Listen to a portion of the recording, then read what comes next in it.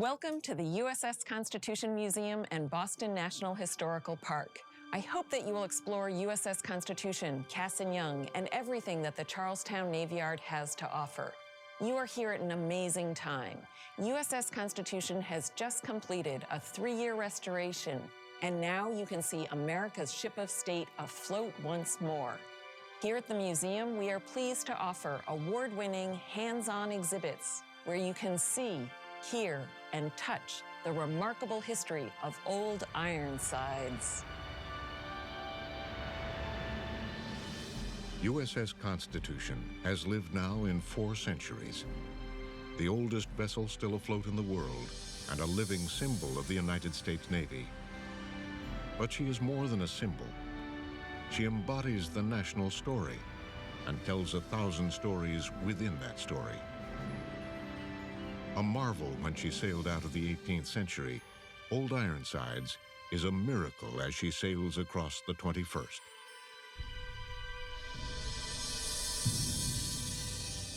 Constitution's story begins in strife at the birth of the Republic. From the start, the United States merchant fleet is vitally important to the success of the young nation. But the unprotected ships carrying expensive cargo prove easy prey for armed vessels from Great Britain, the French Republic, and the Barbary coast of North Africa. Would to heaven we had a navy able to reform these enemies to mankind or crush them into non-existence. President George Washington's persuasive appeals lead Congress to authorize the construction of 6 warships in 1794. And the new United States Navy begins. A genius from Philadelphia named Joshua Humphreys designs the ships, 6 frigates of a new sort, powerful enough to outfight anything their own size, fast enough to outrun anything larger. American ships built of American materials, live oak from Georgia, white pine from Maine, hundreds of trees felled for each ship. 6 ships built in 6 American cities. One is the frigate Constitution, named for the country's founding document and launched in Boston on October 21st, 1797. The young Navy proves its might in the War of 1812 against the strongest maritime power in the world, Great Britain. Embroiled in a global conflict with the French Empire, the British deny American vessels the right to trade freely and seize ships and sailors bound for their enemies' ports.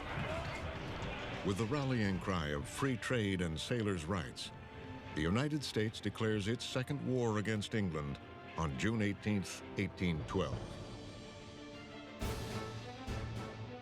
2 months later, on August 19th, USS Constitution sailors stand up to the mighty Royal Navy, changing themselves, their ship, and their country in the process. Under the command of Captain Isaac Hull, Constitution meets His Majesty's ship Guerriere off the coast of Nova Scotia. In the heat of the battle, British cannonballs bounce off Constitution's thick wooden sides. A sailor shouts, "Huzzah! Her sides are made of iron!" And the ship's nickname, Old Ironsides, is born. Guerriere's masts fall one by one. An American shot riddles her hull. The British captain surrenders. 4 months later, Constitution, under the command of Captain William Bainbridge, battles HMS Java and seizes victory again. By war's end, Constitution makes history once more when Captain Charles Stewart and his crew defeat 2 smaller British ships at once.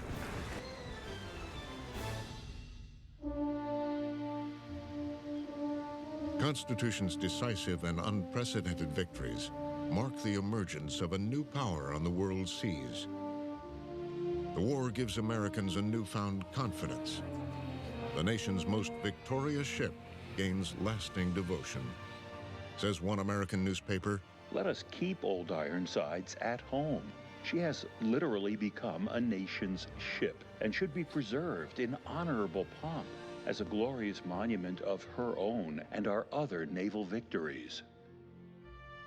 Ships don't live forever, whether made of wood or iron. In 1830, there's talk of breaking Constitution up Such a national object of interest, so endeared to our national pride as Old Ironsides is, should never, by any act of government, cease to belong to the Navy so long as our country is to be found upon the map of nations. Struck by these words, a young Harvard medical student named Oliver Wendell Holmes pens a poem in defense of Old Ironsides. Oh, better that her shattered hulk should sink beneath the wave. Her thunders shook the His mighty verses, deep, widely and there published, should be her grave. spark a public Nailed to the outcry, mast her holy flag, and the set Navy to saves the their beloved sail, ship. and give her to the god of storms, the lightning and the gale. As Constitution's usefulness as a warship declines, her role as a symbol expands, and her career continues.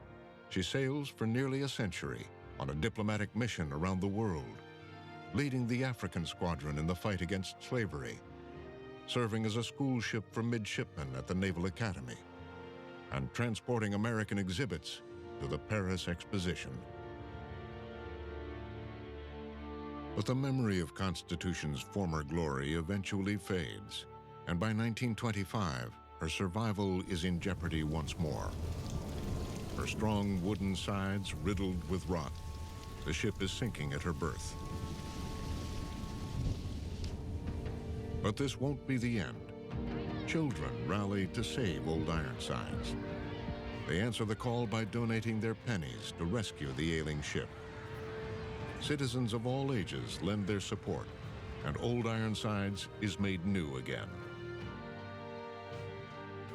The Navy sends Constitution on a 3-year tour of the American coast as a token of thanks to the thousands who supported her rebirth. Over her career, Constitution's flag was nearly lowered several times, but citizens of this country refused to let her sink and decay into oblivion. Today, the future of Old Ironsides is bright, thanks to all who care about the ship, the Navy sailors who serve as her crew, the Navy's skilled craftspeople who restore her, the National Park Service, who preserve and interpret the Navy Yard she calls home, the museum, who brings her stories to life, and especially you here today. With your support, Constitution sails again, the nation's ship of state, preserved as a living symbol of a Navy and a nation and an idea.